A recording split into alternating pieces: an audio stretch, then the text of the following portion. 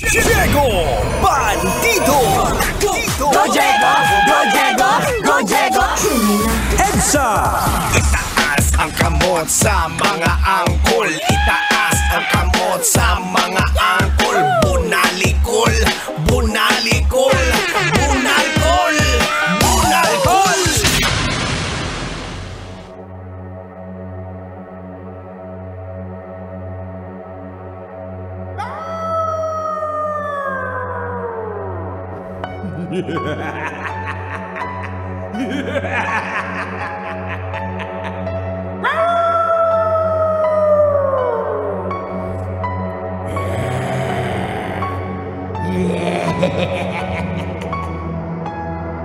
Hindi niyo kami dinalaw. Pues, kami ang dadalaw sa inyo!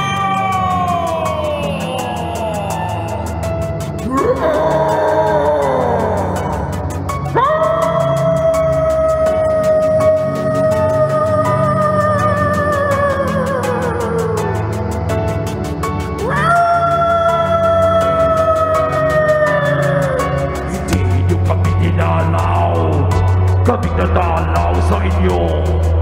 Hindi nyo kami dinalaw. Kami dadalaw sa inyo. Hindi nyo kami dinalaw. Kami dadalaw sa inyo. Hindi nyo kami dinalaw. Kami dadalaw sa inyo.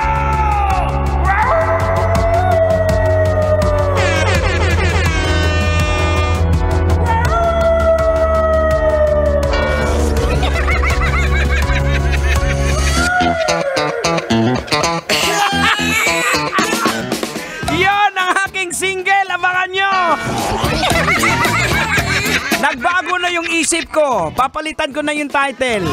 Hindi na siya awu. Ang magiging title, hindi nyo kami dinalaw. Aragoy! Maluoy ka. Tandaan nyo ha, yun na yung magiging title natin ha. Hindi na siya awu. Ang magiging title na ay hindi nyo kami, ano? Tama, hindi nyo kami dinalaw. Aragoy! Maninoy! Maluoy ka. Ay nako, sa mga kabisyo po natin dyan, isa pong napakagandang araw sa inyong lahat. At sana po ay okay pa kayo sa all right. Yan, at syempre, eto na naman kasama niyo pa rin po inyo bang lingkod, Diego Bandido. Ayan, at syempre, hindi lang po ako nag-iisa. Kasama ko pong aking master sensei. Walang iba kundi si Henyo. Hanggang alas 9 po tayo ng gabi. Syempre, bawal ang tutulog-tulog dito ha. Alright, eto na nga po mga kabisyo ha. Eto po, pag-usapan natin.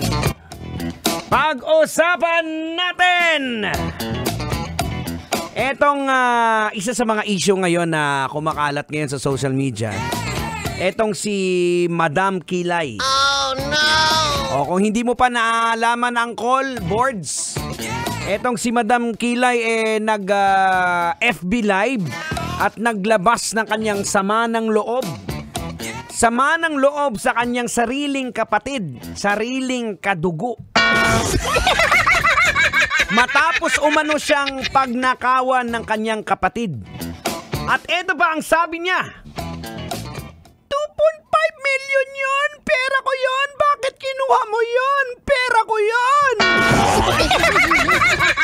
Oh no! Ganon na ganon po ang mga litanya ni Madam Kilay na halos nanginginig sa kakaiyak.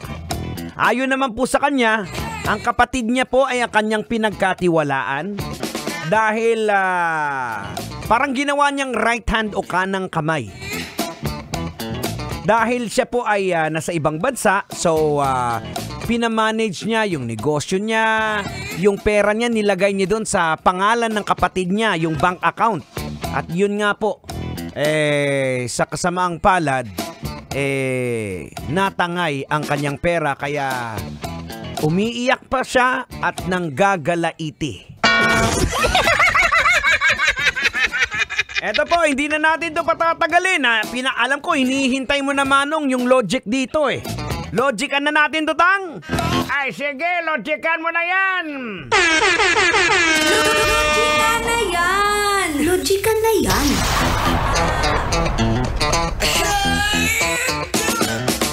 You're still locking in right here at 90.7 Love Radio. We are Metro's #1. And right about now, mga kabisyo, logican na natin to. Logican na natin to, mga insan. Sobra-sobra na to. Mekos-mekos na natin. Lagyan na natin ng maraming sibuyas! Ano bang leksyon ang mapupulot natin dito sa usaping ito? Well, una sa lahat, sabi nila, money is the root of evil.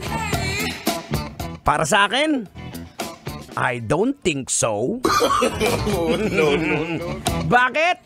Sa akin, instead, envy o yung inggit is the root of evil. Hindi po yung pera.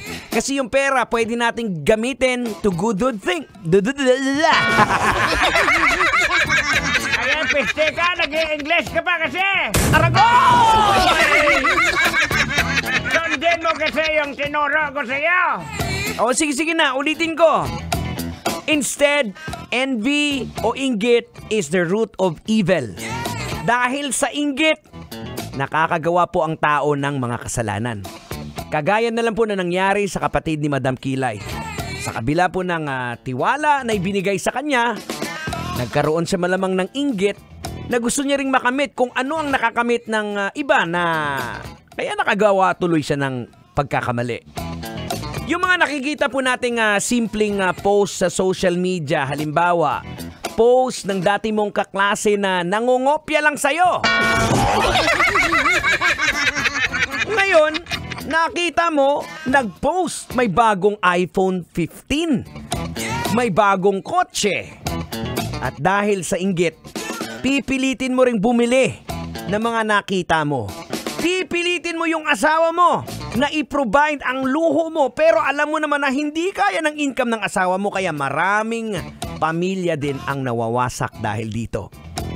At syempre, ano nga ba ang dahilan ng pagkakainggit ng isang tao? It is because people always center their lives to material things. Yung mga material na bagay. Nakasentro po kasi ang buhay natin. Kaya nagkakaroon tayo ng inggit. Diba? Sinisentro po natin sa mga material na bagay versus relationship. Mas inuuna po natin yung mga material na bagay rather than the relationship. But once you refocus your lens in life to relationship from material things, unti-unti pong mawawala yung inggit sa buhay mo. When you start to focus on building a good relationship to your brothers and sisters, to your family, kapitbahay, kasama sa trabaho, at kahit sa kanino, things will be easy. Diba? Contentment will come in. And from that, life will be awesome, pretty cool.